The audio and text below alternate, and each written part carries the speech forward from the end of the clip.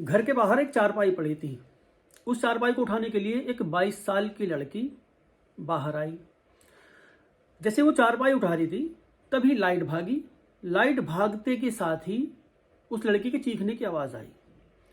लड़की चीखी, गली में अंधेरा, घर परिवार वालों तक उसके चीखने की आवाज़ गई। घर वाले बाहर निकल के देखा उन लोगों ने तो देखा लड़की घर गली में ही नहीं, वहाँ चारों तरफ अंधेरा, लाइट चली गई। उन लोगों ने तलाश किया, चीखने की आवाज़ आई तो वो भी घबरा गए कि क्यों चीखी एकदम से। काफ़ी तलाश किया, इन लोगों को वो लड़की नहीं मिली। परेशान, चीखने की आवाज़ आई थी, घबरा गए कि न जाने क्यों चीखी और मिल रही नहीं, अब कहाँ है। परेशान हो गए, घर वालों ने पुलिस कंप्लेन कर दी। जांच अधिकारी थे ये विनय शर्मा, इनको इसकी जिम्मेदारी सौंपी गई इस केस की। इन्होंने छानबीन शुरू की, किसी से कोई दुश्मनी वगैरह, किसी ने किडनैप किया हो, किसी ने गायब कर दिया हो, जो भी कुछ अपनी थ्योरी जो पुलिस की होती है उसके अंतर्गत अपना ये काम करना शुरू कर दिया।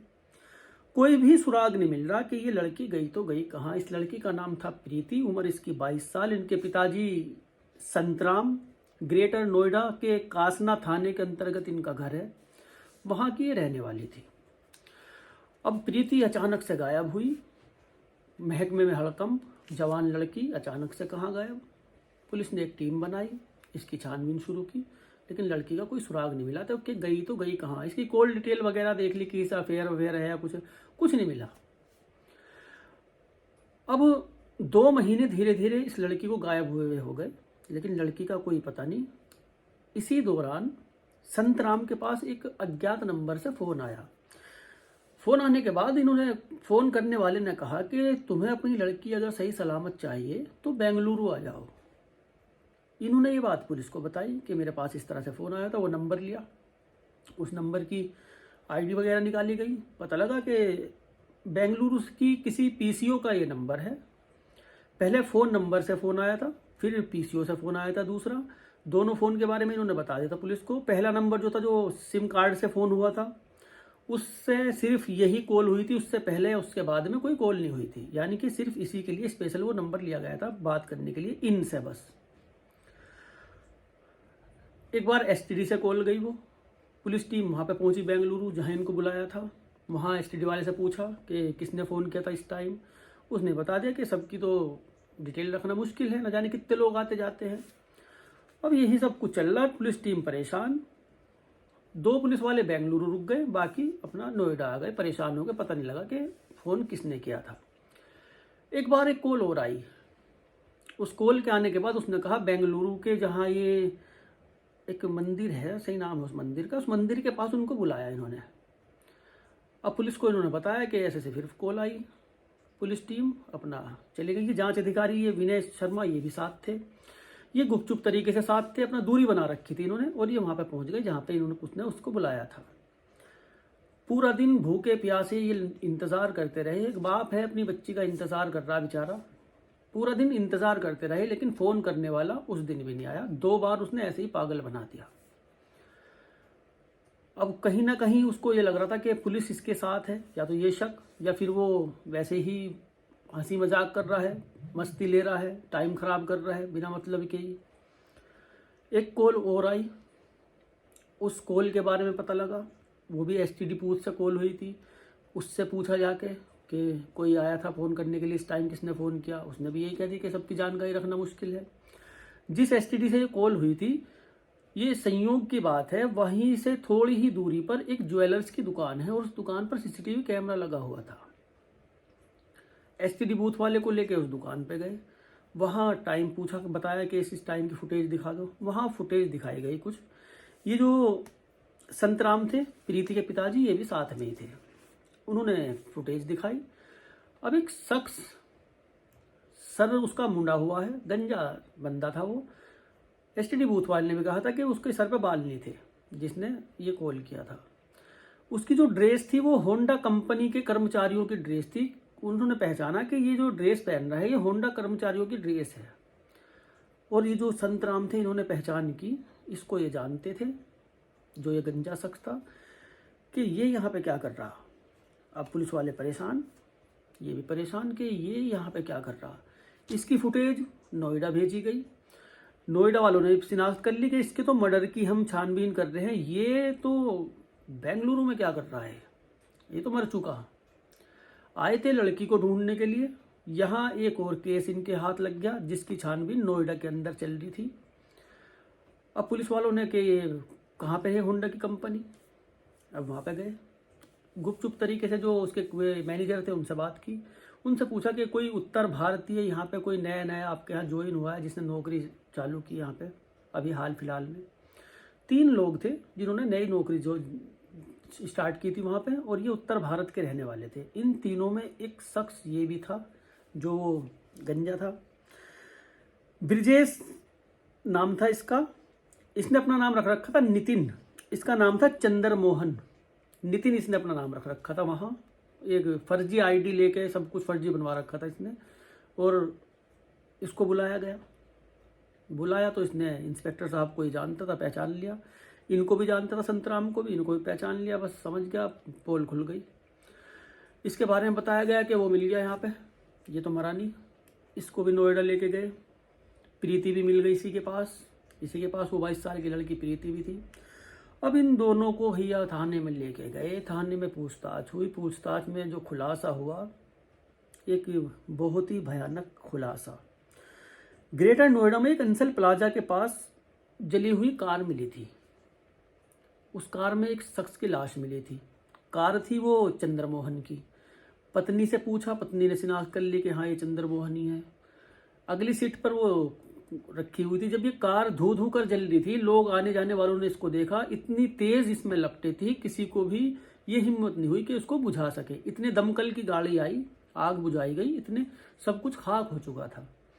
गाड़ी की नंबर प्लेट वगैरह ही बची हुई थी। कुछ उसमें कागज मिले थे गाड़ी में जो बच गए थे, डैशबोर्ड में रखे हुए थे। उनसे शिनाख्त हुई कि चंद्रमोहन की कार है। उसकी पत्नी ने भी कह दिया कि हाँ ये तो उनकी है। इनकी पत्नी ने नाम लगाया था। गांव की मंदिर की जमीन के ऊपर किसी ने कब्जा कर रखा था। चंद्रमोहन उनके खिलाफ था। 5 लोगों के खिलाफ उसने मुकदमा दर्ज कराया था चंद्रमोहन की पत्नी ने। ब्रजेश साहनी थे, एक राजू, बबलू, आनंद, परवीन, इन लोगों के खिलाफ कंप्लेन कराई थी। वो लोग अपने घरों से फरार थे कि इन लोगों ने उसको जला के मारा यहाँ पे, इस बिना पे। अब इधर जब ये मिली है लड़की, ये अब इससे पूछताछ हुई, इसकी पत्नी से भी पूछताछ हुई, तो इन्होंने एक प्लानिंग करी। क्या? ये जो प्रीति थी, चंद्रमोहन की पत्नी की दोस्त थी, सहेली। इसका घर पे आना जाना था, आती जाती रहती थी। आते जाते चंद्रमोहन से भी सामना हो जाया करता था। चंद्रमोहन इसको पसंद किया करता था, ये भी चंद्रमोहन को पसंद करने लगी। धीरे धीरे इनकी नज़दीकियाँ बढ़ी। नज़दीकियाँ कुछ ज़्यादा ही बढ़ गई। शारीरिक संबंध बनाने शुरू हुए। चंद्रमोहन ऐसे जो पति होते हैं, पहले कहानी को रोक के बोलूँ एक बात, ये जो ऐसे पति होते हैं ना, शादीशुदा पति, जब इनकी प्रेमिकाओं को पता लगता है ना कि ये शादीशुदा है, तो ये झूठ पहले ये वाला बोलते हैं कि वो मुझे भाव नहीं देती, वो मेरे साथ ये नहीं करती, वो मेरे साथ वो नहीं करती, परेशान रहता हूँ, इस चीज़ से वंचित हूँ, जो शारीरिक सुख वगैरह ये चीज़ें, ये झूठ बोलता है मर्द। वही मर्द ने उसने उसे झूठ बोले सारे। प्रीति भी प्यार करती थी इससे। अब वक्त गुजरता गया, प्यार परवान चढ़ा। इसकी पत्नी को भी पता लग गया इस बारे में। घर में लड़ाई झगड़े होने लगे, तलाक तक बात पहुंच गई। इधर प्रीति शादी की जिद कर रही, शादी करो मेरे साथ। अब साथ तो रहना था उसके, कैसे रहना? या तो पत्नी को तलाक दो। पत्नी की आदत इतनी अच्छी थी, उसके जो घर परिवार के लोग, उसके रिश्तेदार लोग, सब उसकी तारीफें किया करते थे। ना ही वो लड़ा करती थी। 2 बच्चे थे इनके, दोनों बच्चों में मगन रहती थी, घर परिवार देखना, बस यही उसका। तो बड़ी अच्छी आदत की इसकी पत्नी थी। तलाक का कोई बहाना नहीं इसको मिल रहा था कि तलाक किस वजह से दें, किस बिना पे दें। अपने आप को ही ख़त्म करना इन्होंने, कि कोई फर्जी एक ऐसा वो दिखा दो एक्सीडेंट जिसमें मेरी मौत हो जाए, फर्जी अपना कहीं रह लेंगे। एक भिखारी था, भीख मांगा करता था बेचारा वो। इसी की कदकाठी का था, चंद्रमोहन की कदकाठी का। उस भिखारी को जो चंद्रमोहन का साला है, उसने उससे कुछ अच्छी सी बातें कर ली। वो बेचारा बातों में आ गया। अपनी बाइक पे बिठाया उन्होंने। 3 दिन तक पहले उस भिखारी को देखा कि कहाँ बैठता है, कहाँ भीख मांगता है, कहाँ सोता है, ये सब कुछ इन्होंने 3 दिन तक उसको देखभाल करी। सोच के भी डर लगता है यार, कैसे कर देते हैं। वो बेचारा भीख मांगने वाला, उसको बाइक पे बिठाया। बिठाने के बाद उसको खिलाया पिलाया, गाड़ी में बिठा के उसका गला वाला घोट के मार दिया उसको इन लोगों ने। 3 लीटर पेट्रोल ये लेके गए थे। पहले इसको पिछली सीट पे गिराए रखा, मरे हुए को पीछे डाले रखा, जाते रहिए। फिर ये अंसल प्लाजा जो है यहाँ पे गाड़ी लेके आए, इसकी बॉडी को आगे रखा इन्होंने ड्राइविंग सीट पे। अपने कपड़े, एक जोड़ी कपड़े पहले लेके गया था चंद्र मोहन, वे खुद ने पहन लिए, और अपने जो पहने हुए कपड़े थे वो उस भिखारी को पहना दिए। पेट्रोल छिड़का अंदर अंदर सब जगह। छिड़कने के बाद उस वक्त ये कांड किया इन्होंने जिस वक्त उधर सन्नाटा था, और आग लगा के ये लोग, बाइक अलग थी, उस बाइक से फरार हो गए। किसी ने देखा नहीं क्या हुआ क्या नहीं हुआ। आग जली, बाद में इसकी पत्नी को बुलाया, उसने शिनाख्त कर ली। इसकी छानबीन चल रही थी अब कि किसने ये मर्डर किया। उसकी पत्नी ने 5 लोगों के नाम लिखवा रखे थे, वे बेचारे अपने अपने घरों से बिना मतलब ही फरार चल ले, जबकि उन्होंने कुछ भी नहीं किया। हाँ, उनसे ज़मीनी विवाद चल रहा था, लेकिन उनका कुछ नहीं। खुद ने ही एक भिखारी को मार के इस तरह से इसने जला रखा था, वहाँ जला के अपने आप को मरा हुआ दिखा दिया था। डर क्यों नहीं लगता लोगों को। बाद में ये गिरफ्तार हुई, लड़की भी, ये भी, इसकी पत्नी भी। इसकी पत्नी को सब कुछ पता था। इसका साला गिरफ्तार हुआ, और ये जो था चंद्र मोहन, इसको तो आजीवन कारावास की सज़ा मिली। 6 महीने की सज़ा प्रीति को मिली। प्रीति को इसके बारे में कुछ नहीं पता था कि इन्होंने क्या क्या प्लानिंग कर रखी। उसको मारने के बाद ये गया बेंगलुरु। वहाँ जाके पहले इसने अपनी हुलिया बदला, मूछ वूछ दाढ़ी और जो सर के बाल वाल सब मुंडवाए। वहाँ जोड़ तोड़ करके इसने अपना आईडी कार्ड बनवा लिया। उसी आईडी कार्ड को लेके होंडा की कंपनी में इसने नौकरी भी ज्वाइन कर ली। उसके बाद ये दिल्ली आया, दिल्ली से नोएडा मिला, इससे मिला प्रीति से। प्रीति को सारी प्लानिंग बताई कि सब कुछ ऐसे ऐसे है, सब कुछ सेट हो गया, मेरा तो मरा हुआ घोषित हो गया, मैं तो अब तू कर जो ऐसा करना। प्रीति ने भी अपने घर में ड्रामा करा। उस दिन चारपाई लेने के लिए बाहर आई, संयोग से लाइट भाग गई, इसने चीख मारी, ये गली से निकल गई। ऑटो बाहर खड़ा था, अचानक से उसको ऑटो मिल गया, ऑटो में बैठ के फरार।